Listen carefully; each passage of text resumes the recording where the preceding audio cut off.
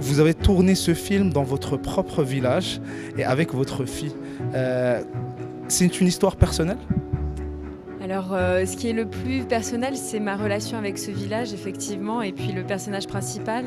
Mais après, dans l'histoire, dans la narration, c'est vraiment un mix de beaucoup d'histoires que j'ai entendues.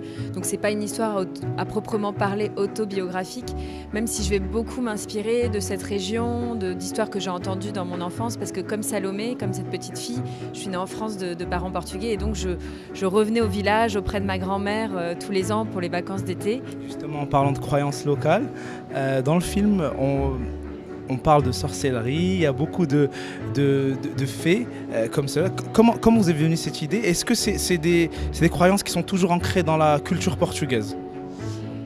Alors la sorcellerie, oui, comment m'est venue cette idée? Parce qu'effectivement, j'ai entendu beaucoup d'histoires de sorcières, de mauvais sorts.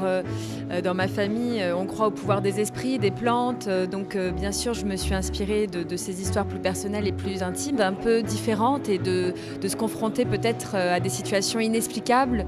Avant de réaliser votre premier film, Almaviva, vous avez fait du documentaire. Et on voit justement dans Almaviva que le style documentaire est parfois présent dans la façon de filmer.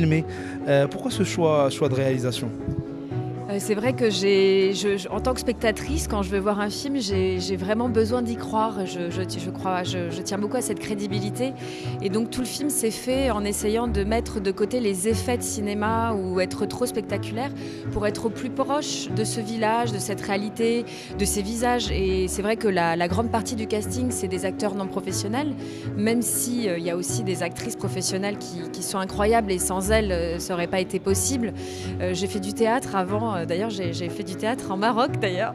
Ouais, où ça? Oui, j'ai monté 2 pièces de théâtre au Maroc. En fait, j'étais à Larache, j'ai monté une pièce de Jean Genet avec des acteurs marocains. Il y avait Saïd Bey, par exemple, dans mes pièces. Et puis, je suis revenue pour faire un spectacle dans les instituts français autour de paroles de femmes au Maroc, quand j'étais enceinte de cette petite fille il y a une dizaine d'années. Donc, je suis très heureuse de revenir montrer mon film ici.